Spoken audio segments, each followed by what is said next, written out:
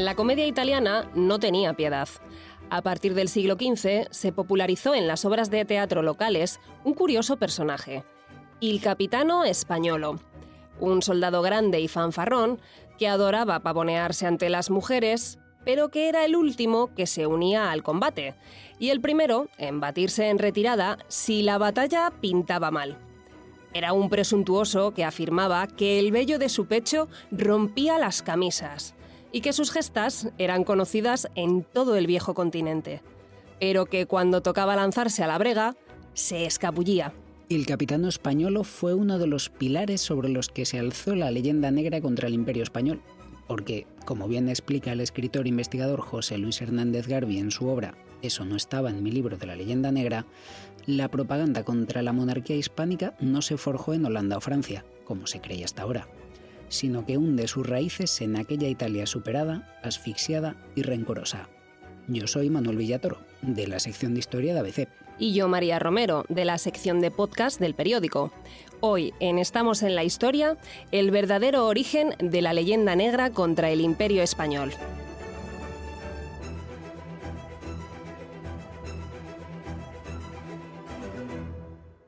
La leyenda negra ha sido el gran enemigo de España desde hace 5 siglos, pero bien merece la pena volver a explicar en qué consistió. El concepto de leyenda negra es complejo, no se limita a una simple campaña propagandística en contra de España. Yo lo considero, y lo he comentado ya en algunas entrevistas, que es una de las mayores mentiras de la historia de la humanidad. Una campaña que vino muy bien a determinados países en su lucha contra el Imperio Español y que con el paso del tiempo fue heredado por otras naciones. Empezó en Italia, se trasladó posteriormente a Flandes, luego fue recuperada por Francia e Inglaterra y en los últimos años, concretamente en el siglo XIX, fue Estados Unidos el que recogió el testigo. El tiempo y las crónicas erróneas han tergiversado la historia. Tradicionalmente se ha afirmado que el origen de la leyenda negra había que buscarlo en el siglo XVI, cuando Carlos V, nacido en Gante, abdicó en favor del vallisoletano Felipe II. Aquello no sentó nada bien en Flandes, actual Holanda, lo que derivó en la llamada Guerra de los 80 años. Y aprovechando la coyuntura, un noble local llamado Guillermo de Orange no perdió la oportunidad y arremetió contra España. En 1580, y desde Alemania, de Orange publicó su famosa Apología, un ensayo en el que tildaba a Felipe II de asesino, criticaba los excesos de la Inquisición y cargaba contra la conquista de las Américas. En uno de sus pasajes, el noble afirmaba que Felipe II era un rey incestuoso, parricida y asesino de su mujer, e invitaba a la población a expulsarle de sus reinos y a derribarle por haber cometido crímenes tan horrendos. Vamos, casi nada. Siempre se ha dicho que aquella obra fue tomada como referencia principal de todos los autores que, posteriormente, extendieron la leyenda negra de nuestro país por media Europa. Garbi es contrario a este error histórico. En sus palabras, el verdadero origen hay que buscarlo en Italia. A principios del siglo XVI, los sectores más reaccionarios de Italia enfocaron sus odios hacia dos pueblos muy concretos, los aragoneses y los catalanes.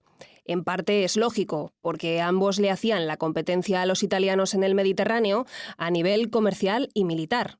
Para colmo, se empezó a materializar el dominio español sobre parte de la bota italiana. A los catalanes y aragoneses, por la competencia que mantenían con los comerciantes italianos, pues no eran muy bien considerados en las ciudades-estado italianas. Entonces, como bien dices, eran objeto de numerosos insultos, entre ellos lo de que eran cristianos, no eran cristianos viejos, que eran descendientes de paganos, de impíos, de moros, de marranos, este último término entendido en el sentido de que eran judíos convertidos al cristianismo, incluso forzados.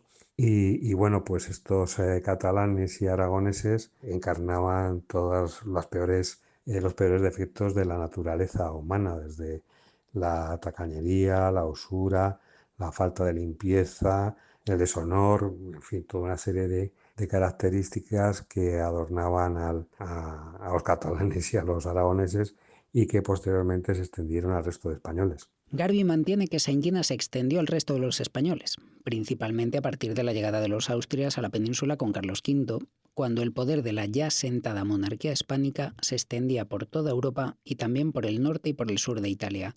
Una de las primeras patas en las que se basó esta primigenia leyenda negra fue la famosa comedia del arte. La comedia del arte era un género teatral de gran difusión y aceptación en la Italia posterior al Renacimiento, en la cual en estas obras teatrales siempre seguían un mismo esquema, que era el de una pareja de enamorados que no podían seguir adelante con su relación por la oposición de sus padres y también la oposición de una serie de personajes que hacían todo lo posible por evitar ese amor, ¿no?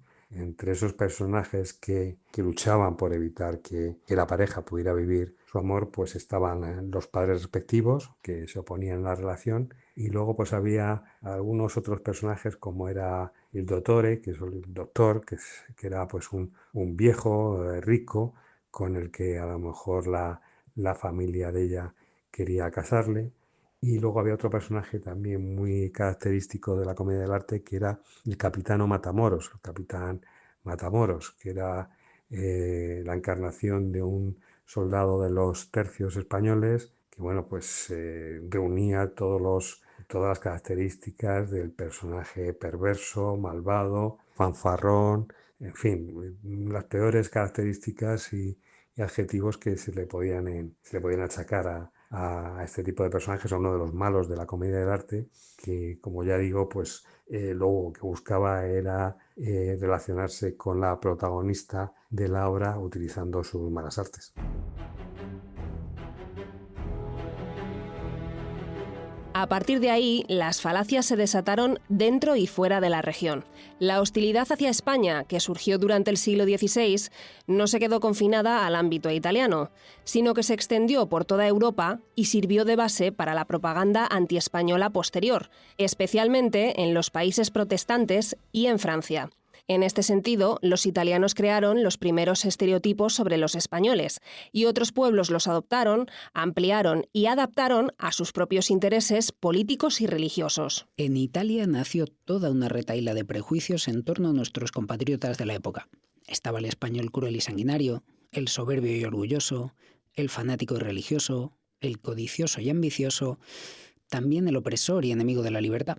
Y, para que no quedara característica plomiza sin tocar, el español melancólico y sombrío.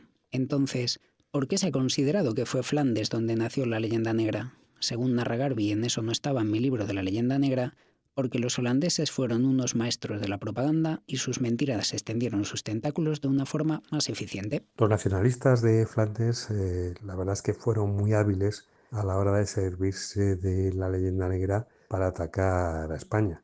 Digamos que son los herederos de la tradición italiana en este sentido y la adoptaron a sus necesidades. Se sirvieron sobre todo de la imprenta. Hay que recordar que en Flandes y en Centro Europa pues era, digamos, el núcleo más importante impresor que había en toda Europa, y se sirvieron de esa nueva tecnología que era la imprenta pues para difundir un mensaje en el cual se atacaba a España y con el que difundían informaciones que eran completamente falsas y exageradas. Ellos lo supieron hacer muy bien. Ya digo, las imprentas imprimían grabados y libros que atacaban directamente todo lo que tuviera que ver con España y con la monarquía hispánica, acusándola de tiránica y de abusar de los derechos de los flamencos. Y luego, aparte de eso, pues también en los mercados, por ejemplo, se distribuían lo que se venían a llamar hojas volanderas o pasquines, que eran pequeño formato, digamos, como si fuera una especie de cómic o con grabados que bueno, pues eran vendidos a las personas que acudían al mercado y en los que se mostraban las crueldades y los abusos cometidos por los españoles. Los grandes impresores holandeses también se pusieron al servicio de las ideas nacionalistas y difundieron a la perfección la falacia de que España era una nación tiránica de reyes perversos, en la que la Inquisición y sus gobernadores solo buscaban reprimir a los minoristas locales. Para colmo, y debido a que el grueso de la población era analfabeta, vertebraron estas mentiras a través de una última arma secreta: las imágenes. Los rebeldes holandeses utilizaron las imágenes en las que se presentaba a los españoles cometiendo todo tipo de atrocidades de forma muy inteligente y provechosa para sus intereses. Desde luego contribuyeron claramente a formar esa imagen negativa de España y exponer pues los abusos que supuestamente cometían las autoridades españolas contra los patriotas neerlandeses. Desde luego fueron muy efectivas y causaron un gran impacto entre la población, haciendo que se pusiera del lado rebelde y también en el exterior, ya que pues las potencias de la época creyeron en lo que estas imágenes truculentas y excesivamente gráficas contaban. La realidad es que aquella leyenda negra lo que realmente ocultaba eran los verdaderos intereses de los poderosos. Existe la convicción de que la rebelión que se produce en Flandes fue debida a un movimiento popular, cuando realmente no fue precisamente así.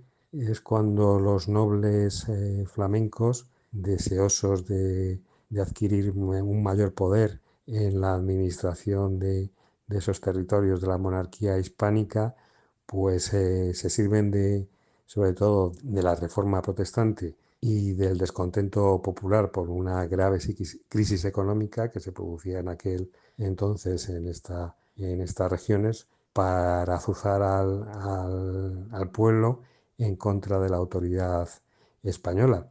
Y ya digo, este movimiento obedece realmente a los intereses de una nobleza que deseaba adquirir más poder.